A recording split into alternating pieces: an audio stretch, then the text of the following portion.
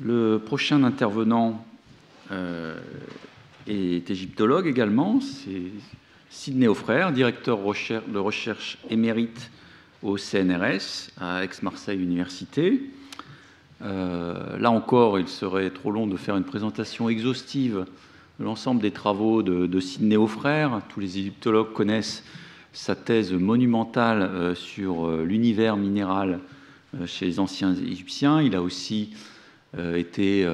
l'artisan d'œuvres collectives à Montpellier, notamment cette encyclopédie de l'univers végétal. Il a aussi publié de nombreuses contributions sur l'historiographie égyptologique et puis sur Manéthon notamment. Et aujourd'hui, il va nous parler des hiéroglyphica d'Horapollon, un héritage de la philosophie égyptienne au 5e siècle de notre ère. Merci Laurent pour cette présentation et merci Jean-Luc d'avoir eu le courage d'organiser cette très belle rencontre qui sera certainement extrêmement productive. Alors, d'après une documentation faisant consensus suite à la brillante édition par Jean Maspero du document découvert dans les archives de Dioscorde d'Aphroditê, je m'efforcerai en premier lieu de rassembler un choix d'éléments permettant d'ouvrir une perspective entre, d'une part, un milieu défendant des traditions égyptiennes et, d'autre part, les hiéroglyphica, dont l'auteur présumé serait un certain Horapollon d'Iliaque, rapproché, comme vous savez, de Flavius Horapollon, fils d'Asclépiades, et qui a vécu donc dans la seconde moitié du Ve siècle. Et en second lieu, de réfléchir à la philosophie égyptienne, en prenant cette expression entre guillemets, contenue dans cette œuvre, qui serait contenue dans cette œuvre. Alors, Horapollon est issu d'une famille originaire de Phénébitis, dans le Panopolite, et même s'il se qualifie de philosophe, ayant acquis de son point de vue une certaine renommée, il dispense un enseignement dans les académies d'Alexandrie à qui désire être instruit dans ce domaine, d'autant que les académies d'Alexandrie et d'Athènes jouissent d'une réputation qui, Raymond Dixit, attire les jeunes gens, je cite, de tout l'Orient, l'Égypte, Palestine, Syrie, Asie mineure. Fin de la citation. Comme son père Asclépiades, qui professait dans les musées, et sans doute comme le demi-frère de ce dernier, Héraïskos, il enseigne le platonisme. Mais on peut suspecter, ainsi qu'on le verra, qu'il s'inscrivait dans un courant de pensée initié par des médioplatonistes tels que Plutarque et Numinus d'Apamée, qu'il est d'usage de nommer, d'après l'étude de Zlatko Pléché en 2005, médioplatoniste orientaliste. Les lieux fréquentés par Asclépiades, Héraïskos et Horapollon II sont les musées et les académies d'Alexandrie, rivales de l'école théologique d'Alexandrie, qui après Clément d'Alexandrie, qui représente l'apogée du diascalé, défendent un christianisme philosophico-compatible. Le père, l'oncle et le fils se sont élevés dans la hiérarchie intellectuelle, puisque le grand-père d'Horapollon, Horapollon I ou Horapollon l'Ancien, savant réputé, exerça, lui, à Alexandrie, à Constantinople, sous le règne donc de Théodose II, la profession de grammaticos ou grammairien, sans être pour autant, cela est important, véritablement impliqué dans la défense de croyances égyptiennes. Que cette famille eût entretenu des liens privilégiés avec Ménoutis, village qui s'avérait un foyer traditionnaliste autour d'un culte d'Isis, éveille l'intérêt. Selon la rétalogie d'Oxyrhynque, l'Isis de Ménoutis portait l'épithète de vérité, aletheia. D'après Dominique Montserrat, la raison en aurait été la fiabilité de ses oracles, puisqu'elle disait l'avenir et était implorée comme déesse guérisseuse. Attirant de nombreux pèlerins, le site de Ménoutis était encore réputé au IVe siècle pour des scènes de liesse et d'orgie, et Sophrone de Jérusalem, au IVe siècle, explique au VIe siècle, explique que du temps de Cyril d'Alexandrie, un daimon nommé Ménoutis attirait chrétiens et païens pour les deux raisons susdites. Dans la continuité, à l'époque de l'affaire dite de Ménoutis, les chrétiens substituèrent à cette déesse oraculaire et guérisseuse les reliques des saints Anargyre, Cyr et Jean. Ajoutons qu'à Canope, toujours selon l'arétalogie d'Oxyrhynque, on adorait une autre Isis, conductrice des Muses, mentionnée juste avant l'Isis vérité de Ménoutis. Il se trouve qu'à ces deux aspects d'Isis de Ménoutis et de Canope, respectivement associés à la vérité et aux Muses,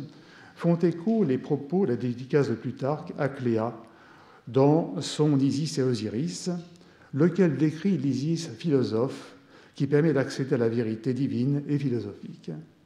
et l'Isis conductrice des Muses, celle des sciences et des arts, médiatrice selon Platon et les néoplatoniciens entre Dieu et le concepteur, muse associée à Apollon, dieu des intellectuels. Dans la banlieue d'Alexandrie, en lien avec Canope, Ménoutis semble faire figure de bastion médioplatoniste sur la base d'une synthèse religieuse égypto-grecque. Anticipons en disant qu'il s'y joue, depuis le règne de Cyril d'Alexandrie et de son oncle Théophile, un bras de fer entre les autorités religieuses alexandrines et les philosophes platonistes alexandrins qui trouvent en la personne d'une Isis populaire une déesse réunissant encore païens et chrétiens. C'est tout dire qu'Or Apollon, le philosophe, s'inscrivant dans la ligne d'une pensée familiale, défend sous le manteau, avec son père Asclépiadès et son oncle Héraïskos, un médioplatoniste orientaliste jusqu'à en subir les conséquences, si l'on en croit l'affaire de Ménoutis et le fait qu'il est, avec Héraïskos, impliqué et mis à la question. Ils sont d'ailleurs tous les deux pendus par les mains, à en croire Damasius, par les chrétiens pour les obliger à dénoncer un des leurs au moment où éclate l'affaire de Ménoutis, qui sonne comme le glas de cet îlot de résistance traditionnaliste. En bref, le père, le fils et l'oncle de celui-ci ont choisi la voie de la philosophie parce que seule celle-ci fournit les outils permettant de défendre la tradition égyptienne à Alexandrie et dans ses environs. Dans ce milieu alexandrin, où cercle philosophique païen rime avec traditionnalisme égypto-grec, on a véritablement affaire à des gens prêts à subir le martyre et qui peuvent reprocher à certains d'être timorés dans leur foi, critique d'ailleurs qu'émet Héraïskos à l'égard de son neveu Or Apollon II, pourtant à ses côtés dans l'épreuve. Tandis qu'Héraïskos prophétise, selon Damasius, que son neveu abandonnera les lois des ancêtres, lui-même se fera embaumer de façon traditionnelle par son frère Asclépiadès, ce qui en ce temps-là est une marque identitaire très forte. En tout cas, les reproches d'Héraïskos semblent injustifiés, comme on le verra, puisque son neveu est loin, si on veut bien me passer cette expression, d'être un traditionnaliste en peau de lapin. Il me semble qu'on a là résumé des éléments permettant de dépeindre un milieu ayant pour objectif de défendre des valeurs syncrétiques gréco-égyptiennes. Si Or Apollon est présent dans la Souda comme un Égyptien, ce terme naturellement ne doit pas être pris au pied de la lettre, comme un nom grec. Une définition ethnique restrictive n'a plus de sens à l'époque dont on parle. Mais le nom Or Apollon, porté par lui et son grand-père, constitué d'un doublet égypto-grec, illustre une volonté de proclamer un syncrétisme gréco-égyptien, d'autant que ce nom double, selon Olivier Masson, est un apax. En outre, Panopolis et sa région, connus pour leur conservatisme religieux et dont la famille est originaire, fournissent un terreau favorable aux traditions ancestrales, si l'on en croit les textes laissés par un contemporain connaissant bien les mœurs de Panopolis, l'archimandrite Sinouté l'Afrippé. Si on récapitule, le grand-père Or Apollon est un grammairien ayant acquis une solide réputation dans le monde grec jusqu'à Constantinople. Ses deux fils, des demi-frères, bien que philosophes, offrent deux visages différents mais complémentaires. Le premier, Héraïskos, sorte de mystique exalté, est un défenseur fanatique de la foi des ancêtres. Le second, Asclépiadès, aurait été plus savant dans la sagesse des Égyptiens, s'étant penché pendant longtemps sur les livres égyptiens, et en particulier en matière de théologie. Le fils d'Asclépiadès, Aurapollon II, s'inscrit dans le sillage de son père et on pourrait penser qu'il hérite de connaissances familiales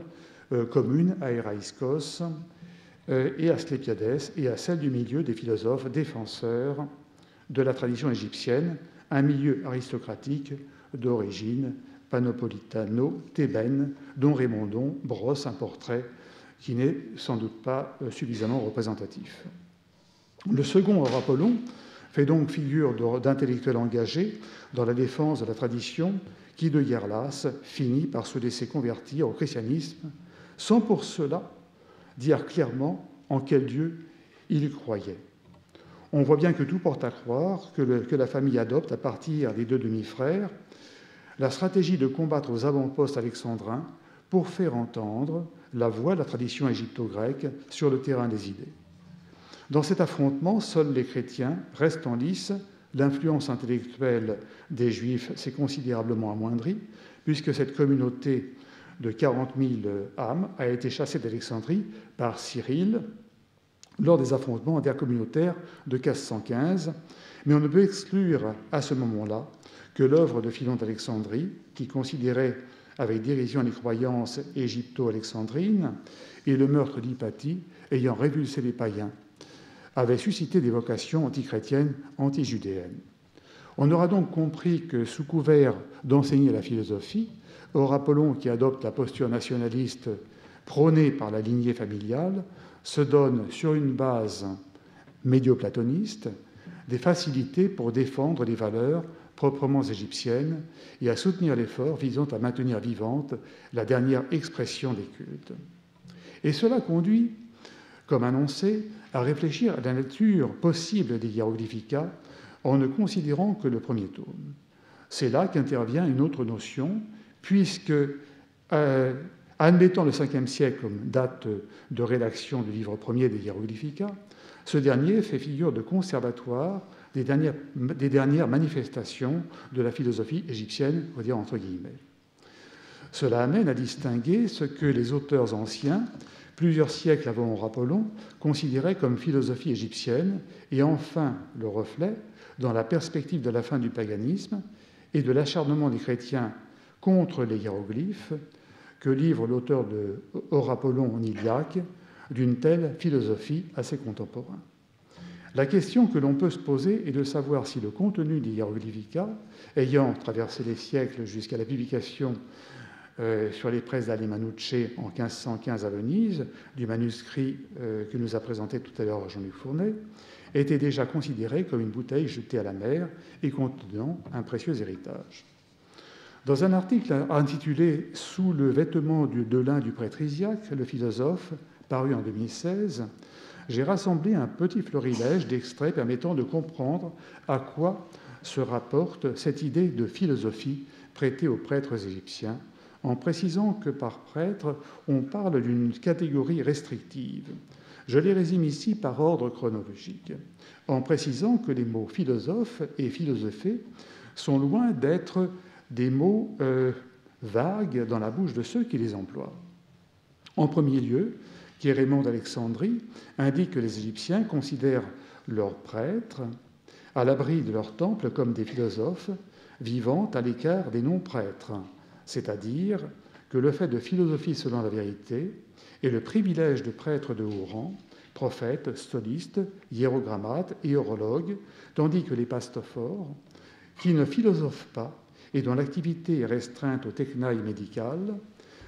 sont contraints de mener une vie pure, mais moins austère, ce que corrobore le gnomon de l'idiologue, ainsi que la classification du clergé et des 42 livres de Clément d'Alexandrie, sur qui l'influence de l'œuvre de Chérémon est sensible. Quant à Plutarque, cadet de Chérémon, également très inspiré par ce dernier, quoiqu'en masquant la dite influence, il souligne que pendant les périodes de purification où ils font abstinence de vin, je cite, « ils consacrent leur temps à philosopher à propos des choses divines, à les apprendre et à les enseigner. » Par conséquent, la philosophie égyptienne, qui réside dans l'approche de la vérité au sens philosophique, qui est de traiter des choses divines, selon Plutarque, est assujettie à un niveau d'ascèse élevé d'ailleurs décrit par Kérémon. Sous réserve d'atteindre ce niveau d'ascèse, quelle nature, du point de vue de Plutarque, les Égyptiens donnent-ils alors à l'activité philosophique égyptienne? Elle se définit à partir de plusieurs extraits. L'auteur pense que l'essentiel de la philosophie à laquelle participe le roi, qui compte parmi les prêtres, réside dans les mythes et les récits, mutoi et logoi, dans lesquels on voit percer la vérité, ce qui exclut ce que nous rapprocherions non pas des sciences exactes, mais des artès ou technailles, idée confirmée par un passage de Clément d'Alexandrie, dont le lien avec l'œuvre de Kérémon peut être mis en évidence. En effet, le texte de Clément, Stromate 638.1, montre que le fond philosophique est fourni par 36 livres sur les 42 d'Hermès, alors que les technailles médicales sont aux seules mains des pastophores, eux non philosophes, en représentent 6. Ailleurs, Plutarque apporte un nouvel élément concernant la nature de la philosophie égyptienne, puisqu'il précise que cette dernière repose sur le principe d'une double lecture des éléments mythiques, ce qu'il explique à propos des interdits, comme celui du poisson, très répandu chez les prêtres égyptiens. Cet interdit peut être considéré, en vertu d'une explication, je cite Plutarque, soit religieuse et remarquable, première donc explication, soit évidente et ordinaire. Il faut cependant observer que le principe de la double lecture, pratique métatextuelle élaborée, est commune au monde juif et grec, mais en prenant cependant le soin, nous venons juste de le voir, avec les deux communications précédentes, que le principe de double lecture, donc pratique métatextuelle élaborée, est commune, mais en prenant cependant soin de rappeler que l'Égypte n'avait nul besoin d'attendre dans ce domaine les Grecs, ni les Juifs. Selon Porphyre, autre lecteur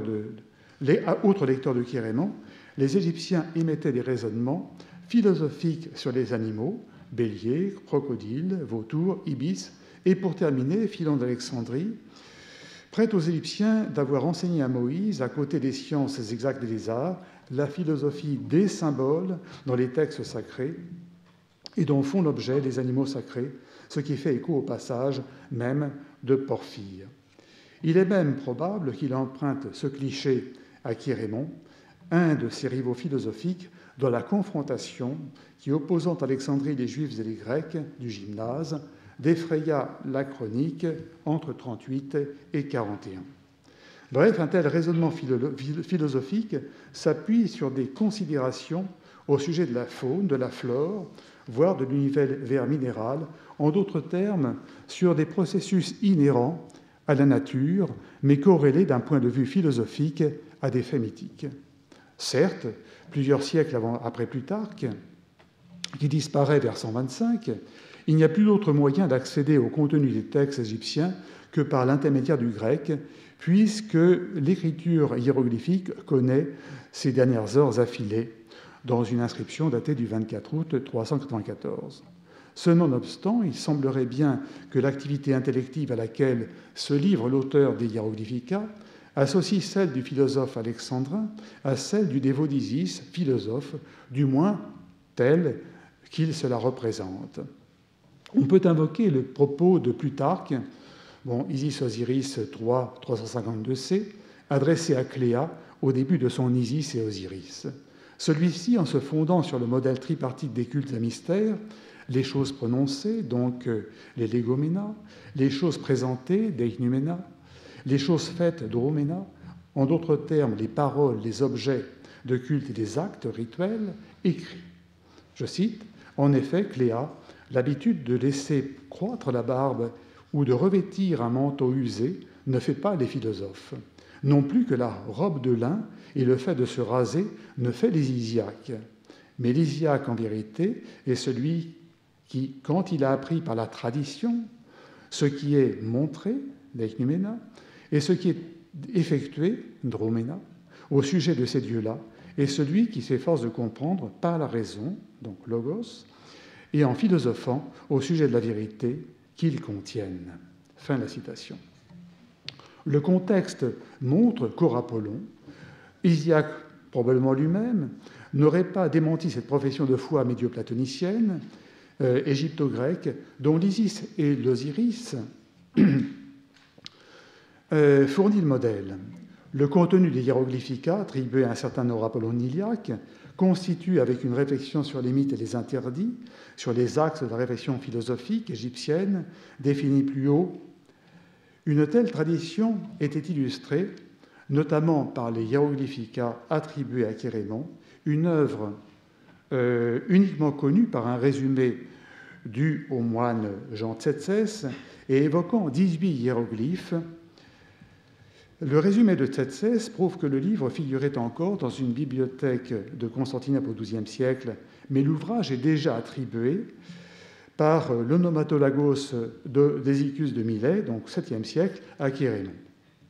Présenté par Tsétsès comme un hiérogrammate, une assertion remontant à Eusèbe de Césarée, qui ferait plutôt de lui quelqu'un capable, en tout cas selon Clément d'Alexandrie, de pratiquer l'écriture hiératique. Il faut signaler qu'au vu de l'influence intellectuelle de Chérémon sur Clément, le classement des écritures égyptiennes et la caractérisation de l'écriture hiéroglyphique pourraient être originaires des hiéroglyphica du dit Chérémon. On observera que Clément ne donne de précision dans cette description magistrale, conjuguant la maîtrise du sujet et la réflexion ni sur l'écriture épistolographique, écriture démotique ou encoriale, ni sur l'écriture hiératique. Il développe en revanche l'écriture hiéroglyphique qu'il subdivise en syriologique ou lettres et en symbolique, cette seconde catégorie étant subdivisée en trois, syriologique par mimésis, tropique par les anaglyphes et énigmatique. Bien que partielle, une telle information doit être empruntée à un ouvrage spécialisé sur les hiéroglyphes, auquel cas Chérémon, dont les hiéroglyphica auraient pu contribuer à l'idée que les hiéroglyphes pouvaient être employés dans un sens symbolique et allégorique, serait un excellent candidat. Mais voir dans cette œuvre, d'après les vestiges évoqués par Tsétsès, une matrice possible du texte de Apollon, sort peu conforté, car sur les 18 hiéroglyphes en question, seuls 4 peuvent se recroiser avec ceux d'Apollon, dont certains à y regarder de près de façon problématique. Tandis que d'autres, bien que sous une forme simplifiée, s'accordent en parallèle plutôt avec ceux de Plutarque ou de Clément. Naturellement, je ne m'aventurerai certes pas sur le terrain de la question de l'auteur réel des hiéroglyphica, cependant il faut juger vraisemblable le fait qu'Apollon II, considéré au 5e siècle comme le dernier rejeton d'une lignée de philosophes et figure emblématique en tant que martyr des traditions opposées au christianisme, pouvait raisonnablement passer pour un passeur crédible du contenu des hiéroglyphica, considérés par ce cercle alexandrin comme formant les vestiges de l'héritage de la dite philosophie sacerdotale égyptienne, celle des anciens hiérogrammates, placés sous le patronage de l'Isis philosophe de Ménitis, et dont les éléments émaillent divers aspects de la pensée médio-platoniste orientaliste telle qu'elle est portée par Plutarque. Je vous remercie.